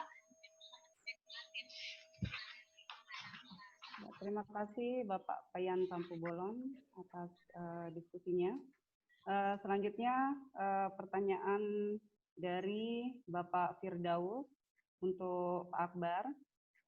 Apa manfaat atau nilai dari keberadaan dugong bagi manusia jika dilihat dari aspek ekonomi dan lingkungan perairan atau aspek ekologinya? Kemudian pertanyaan kedua, salah satu konsep yang tepat dalam mengkonservasi biota perairan adalah dengan memahami siklus biota tersebut. Pertanyaannya, bagaimana siklus hidup dugong? Demikian Bapak. Ya. Penjelasannya. Ya, terima kasih. Begini, kalau kita melihat manfaat keberadaan dugong, tadi sudah saya sampaikan juga sebetulnya dia menjadi indikator dari kesehatan sebuah ekosistem. Jadi kalau dugong ada di situ, maka ekosistemnya sehat. Nah, ekosistem sehat ini artinya, tadi misalnya saya sebutkan bahwa lamun, tempat makannya dugong, itu menjadi wilayah yang penting untuk perikanan. Gitu. Dan itu kemudian bisa, ketika ekosistem sehat, maka habitat itu juga sehat, dan habitat yang sehat bisa dimanfaatkan. Dalam hal ini perikanannya. Jadi, dugong ini sering dibicarakan sebagai umbrella species, gitu, spesies payung, di mana kalau dia ada, maka ekosistem yang menopang keberadaan daripada dugong itu juga sehat. Sehat artinya juga bisa dimanfaatkan secara perikanan, secara wisata, dan secara edukasi misalnya. Jadi kalau ditanya manfaat, tentunya kita harus melihat dugong sebagai umbrella species. Kita tidak melihat dugong sebagai per se spesies saja, tetapi dugong ini mewakili daripada habitat dan ekosistem yang sehat. Dan secara secara ekonomi, kalau manfaat langsung, tadi kita lihat bahwa di beberapa tempat sudah ada kegiatan-kegiatan penyelaman yang terspesialisasi untuk mengamati dugong. Jadi ini yang bisa menjadi salah satu pendorong pemanfaat langsung kenapa dugong itu dilestarikan. Jadi itu setidaknya satu yang bisa kita kita manfaatkan secara langsung dari keberadaan dugong ini. Jadi pertama kesimpulannya adalah bahwa dia adalah umbrella species yang mewakili kesehatan dari ekosistem yang menopang keberadaan dugong, dan kemudian dugong itu juga menjadi salah satu kegiatan-kegiatan, menjadi bagian dari kegiatan sustainable tourism. Catatan-catatannya sudah saya sampaikan tadi bahwa kalau kita ingin memanfaatkan dugong untuk wisata, tentu ada protokolnya. Itu yang harus kita kita sepakati, kita bikin gitu. Atau kalau sudah ada, mungkin kementerian sudah mengeluarkan, yaitu kita ikuti. Jadi di situ sebetulnya yang harus kita perhatikan. Untuk yang kedua, saya sudah sampaikan tadi bahwa saya bukan taksonomis, jadi memang tidak mendalami mengenai betul-betul misalnya siklus hidupnya bagaimana, tapi saya bisa tunjukkan di mana sebetulnya nanti mencari materi-materinya. Gitu. Jadi silakan nanti bisa kontak saya untuk bisa memberikan informasi-informasi lanjutan. Tapi yang jelas dugong ini jantannya dia punya wilayah yang dia jaga, dan di dalam situ dia akan bertemu dengan kelompok-kelompok betina, kemudian dia biasanya satu betina akan punya satu anak gitu. Dan kedewasaan maturity-nya itu cukup lama, 4 tahun sampai 5 tahun baru bisa dia mempunyai anak, mating atau punya anak.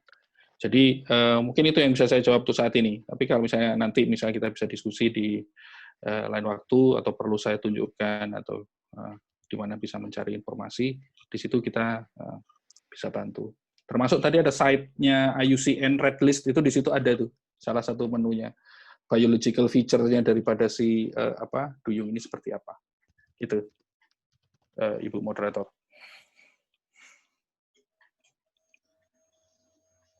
Ya, terima kasih penjelasan yang cukup jelas ya. Saya rasa Pak Muhammad Firdaus mungkin bisa menanggapi.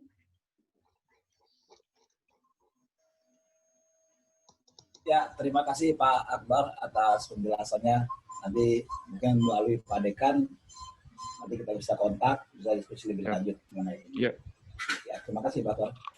Ya, Pak. Ini adalah pertanyaan terakhir sepertinya Bapak Ibu. Dari Ibu Heni mengenai dugong. Ya, ini dugong menjadi menjadi sangat penasaran ya Bapak Ibu semua. Di sini pertanyaannya, sebaran dugong di Indonesia itu di mana saja? Karena menurut pengamatan beliau, karena terjun di lapangan, dugong ini sudah sangat jarang atau langka ditemukan untuk di wilayah Kalimantan Timur. Padahal di wilayah Kalimantan Timur itu padang lamunnya itu sangat melimpah. Nah, kira-kira apa yang dapat mengurangi ekosistem dugong tersebut?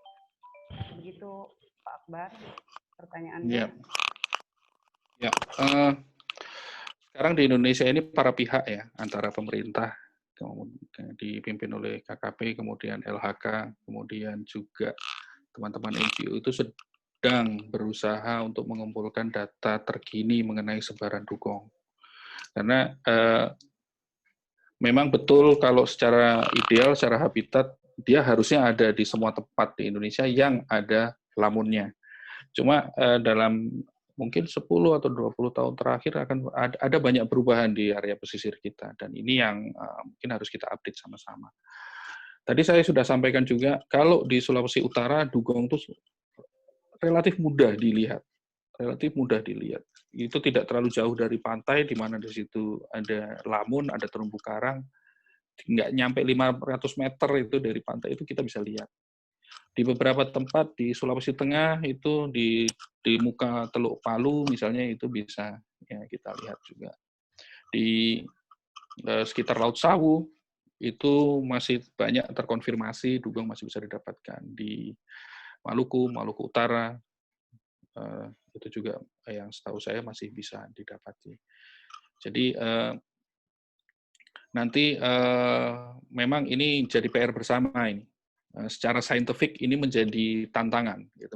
Bagaimana kita bisa menentukan populasinya dan sebarannya itu seperti apa di Indonesia. Karena sekarang datanya ini kalau orang bilang anekdotal. Anekdotal itu artinya belum peer review gitu. Nah ini yang harus kita lakukan sama-sama. Ini dan harus terkoordinasi ini di Sulawesi Utara, di Kalimantan Timur, Kalimantan Utara itu melakukan pengamatan-pengamatan dengan metode yang sama. Dan ini bisa yang kami lakukan di Sulawesi Utara itu selain pengamatan langsung adalah kita nyebar kuesioner. Kuesioner yang sudah terstandar yang diterbitkan oleh UNEP. Karena kita untuk bisa datanya dikomparasi kan metodenya harus sama gitu ya.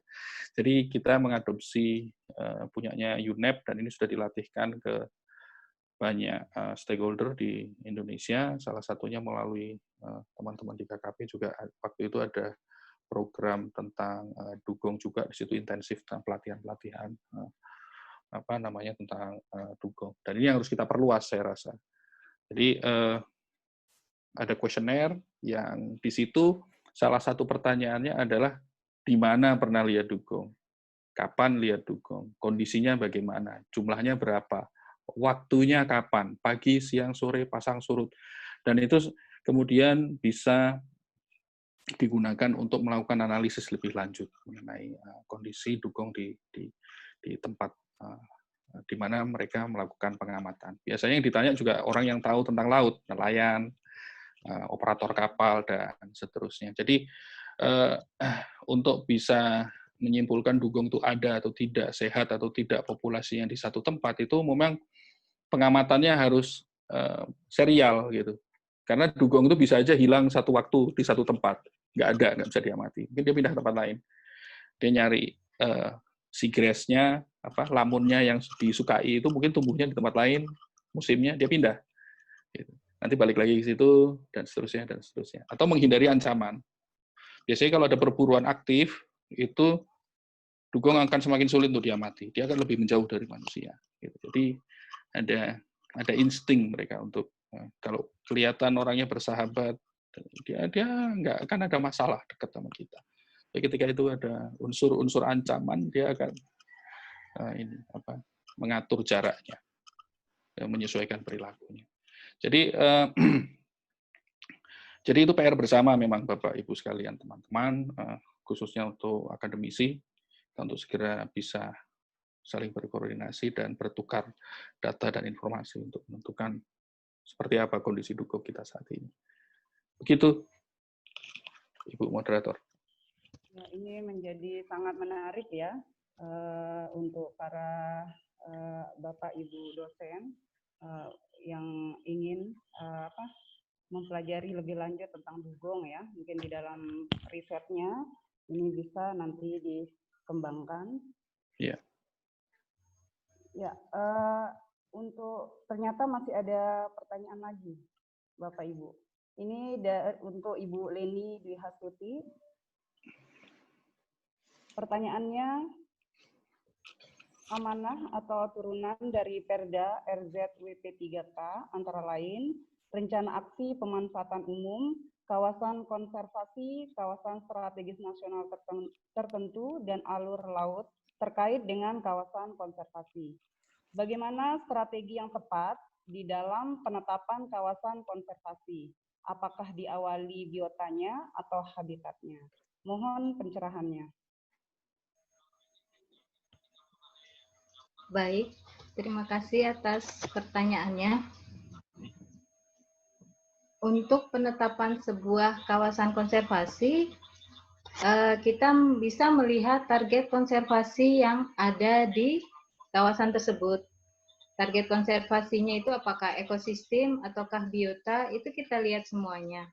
Kalau misalnya memang target konservasi lebih ke arah ekosistemnya, bisa kita ambil juga, kita lihat terkait dengan ekosistem. Kita tunjuk ke dalam potensi daripada kawasan konservasi. Tapi tidak menutup kemungkinan juga untuk melihat kawasan konservasi, penunjukan kawasan konservasi dilihat daripada potensi habitatnya. Ini seperti yang sudah saya sampaikan tadi di slide yang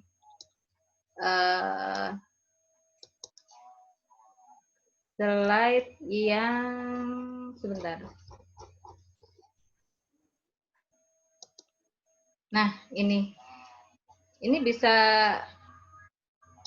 kita jadikan referensi apabila ada potensi kawasan di mana di dalamnya terdapat berbagai macam biota laut dilindungi di lokasi tersebut. Ini contohnya adalah potensi-potensi daripada perlindungan habitat penting yang dengan melihat adanya ruang atau lokasi yang merupakan habitat daripada Nurseri hiu pari. Ini adalah lokasi yang kita kasih lingkar. Nah, lokasi-lokasi ini bisa kita menjadi rekomendasi untuk penunjukan kawasan tersebut sebagai kawasan konservasi. Jadi apakah biotanya ataukah ekosistemnya, itu kita bisa melihat keduanya karena antara ekosistem dan biota itu saling terkait gitu. Itu aja mungkin, Bu.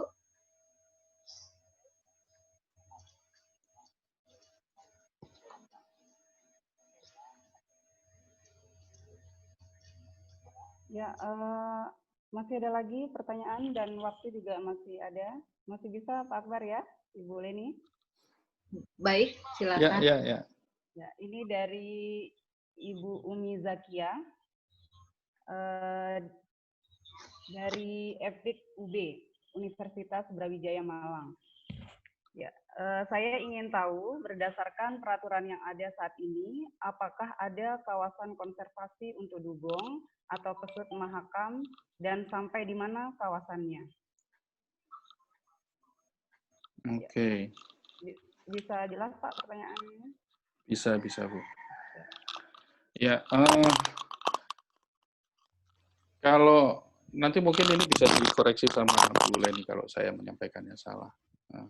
Saya hanya bisa jawab untuk yang dugong mungkin ya. Kalau pesut mahakam saya mungkin kurang punya pengetahuan untuk hal itu. Nanti kita cari sama-sama.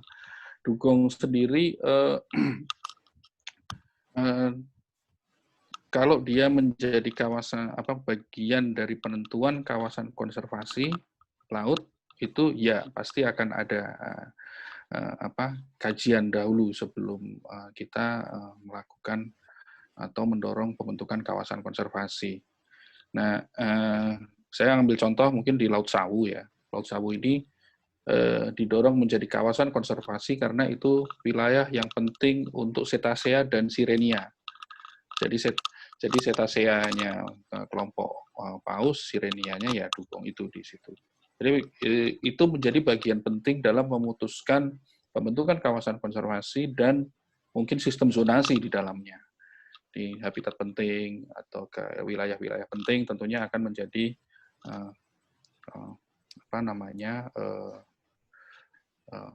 bagian atau proses dalam membuat zonasi. Yang kedua, kita bisa ngambil contoh di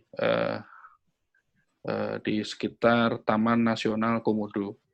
Taman Nasional Komodo ini walaupun taman nasionalnya di bawah koordinasi Kementerian LHK, tetapi juga melingkupi wilayah laut. Dan di situ juga menjadi habitat penting buat sirenia dan cetacea. Dan ketika kemudian dibuat rencana zonasi di situ, itu ruaya-ruayanya memang menjadi konsideran penting dalam menentukan jenis-jenis zonanya dan menentukan terutama alur. Itu kalau memang itu daerah-daerah penting, maka itu nggak akan diizinkan untuk alur. Alur kapal ini akan dibelokkan. Dan itu kita bisa lihat di bagaimana RZ dua provinsi itu saling disesuaikan. Jadi Taman Nasional Komodo ini berada di dua provinsi, di antara dua provinsi ya, NTB dan NTT. Saking pentingnya wilayah itu, sekarang menjadi RZ-nya menjadi kawasan strategis nasional gitu. Jadi punya RZ sendiri, RZ KSN-nya sendiri disesuaikan untuk menyambungkan supaya tidak ada harmonisasi antara NTB, NTT, dan di situ ada UPT. Terlebih nanti di situ juga ada KEK. Jadi memang wilayah dalam satu wilayah ini banyak, makanya kemudian dijadikan daerah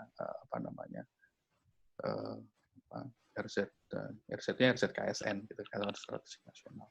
Jadi kalau menjawab pertanyaan tadi, kalau dia secara individu menjadi basis pembentukan taman nasional atau kawasan konservasi laut, saya kira itu bersama-sama dengan spesies-spesies lain diperhitungkan juga gitu. Nah, ya. Itu yang bisa saya jawab sependek pengetahuan saya. Terima kasih. Ya, menambahkan sedikit. Iya, betul yang disampaikan oleh Pak Akbar tadi bahwa memang penunjukan kawasan konservasi berdasarkan target konservasinya itu sudah dialokasikan sesuai dengan ruang dalam usulan dari daerah itu sendiri. Dan untuk memang cetacea, serania itu memang kita berada di lokasi kawasan konservasi di wilayah Laut Sawu. Ya, untuk dugong sendiri ataupun pesut itu kita juga punya kawasan konservasi yang berada di kawasan konservasi perairan daerah di Kepulauan Derawan atau Bero. Itu target konservasinya terhadap jenis ikan dilindungi, salah satunya adalah pesut, lumba-lumba ataupun penyu. Untuk dugong itu banyak, ada tersebar di Tenggara Sepagar atau Kota Waringin Barat, kemudian di Sulawesi Utara, Sangihe, terutama di Sangihe memang ya yang banyak, dan juga di Maluku Utara. Banyak, kalau dugong banyak ya, hampir keseluruhan wilayah perairan Indonesia target konservasinya selain hiu, penyu, paus, itu dugong itu tersebar sampai ke Kaimana. Nah, untuk pesut sendiri juga selain di Kota Waringin Barat, ada juga kawasan konservasi yang di Mahakam ya, Kutai Kertanegara di Kutai. Nah, itu merupakan upaya dari pemerintah daerah untuk melestarikan jenis biota laut pesut itu sendiri. Jadi telah dicadangkan melalui SK Bupatinya yang nanti akan berdasarkan Undang-Undang 23 juga nanti akan diproses ke dalam SK Gubernur.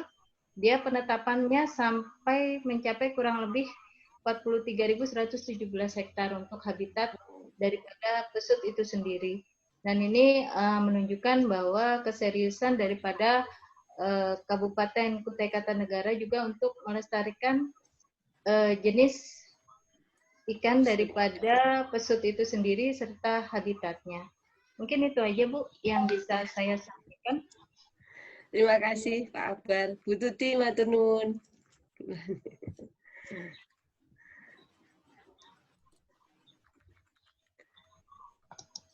Ya, Bapak Ibu, mungkin ada pertanyaan atau tanggapan lain mengenai dugong dan regulasi ekosistem konservasi.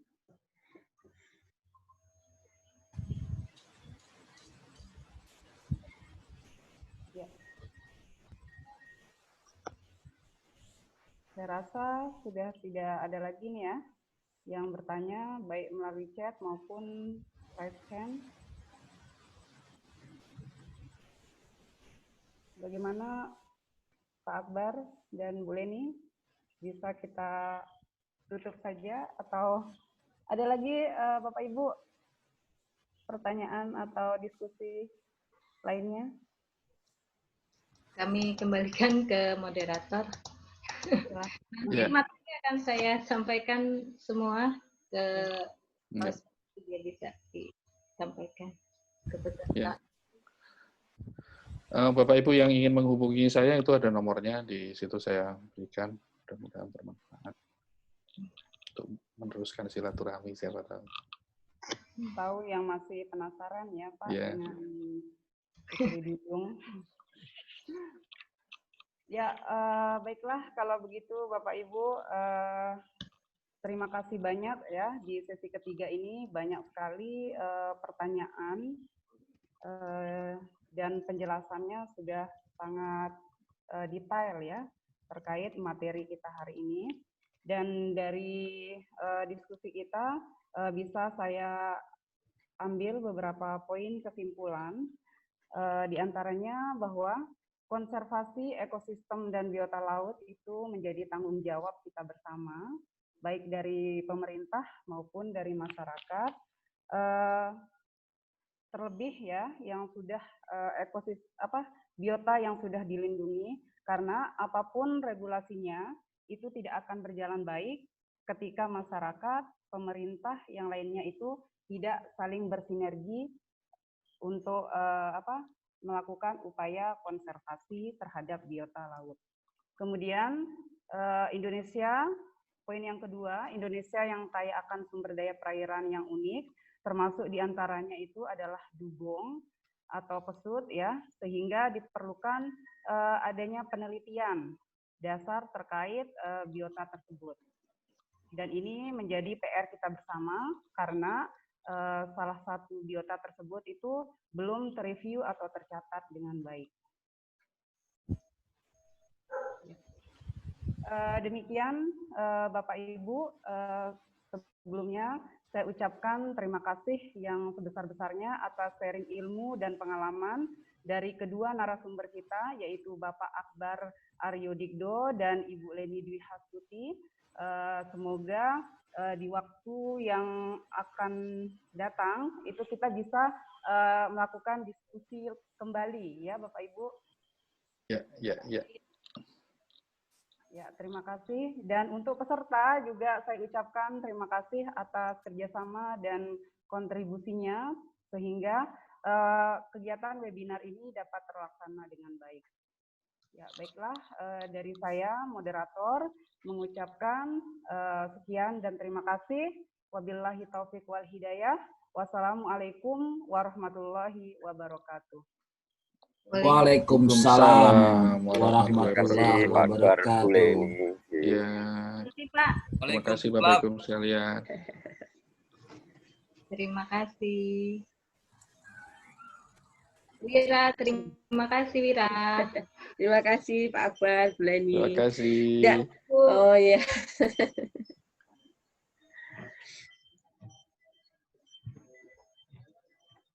Ada Wira, ada Yeldi nih. Ibu Umi, salam ya buat Pak Gatot dan Pak Joko. Insya Allah. Dari Firdaus Bu, Borneo, Tarakan. Oh iya, Insya Allah saya sampaikan Pak Firdaus. Maaf nih tadi terlambat. Masuknya. Iya, tertarik sebenarnya. Ini kan sangat erat hubungannya dengan UB, saya kira. UBT. Iya, Insya Allah saya sampaikan nanti. Terima kasih Ibu Leni, Pak Akbar. Izin Lip. Terima kasih Pak Firdaus. Sama-sama. Assalamualaikum. Terima kasih Bu Leni, Bu Tuti, Pak Akbar. Assalamualaikum warahmatullahi wabarakatuh. Sampai bertemu. Pak Tarsan, terima kasih Pak Tarsan. Selalu bertemu di mana ya? Tarsan. Ya. Assalamualaikum warahmatullahi wabarakatuh. Waalaikumsalam.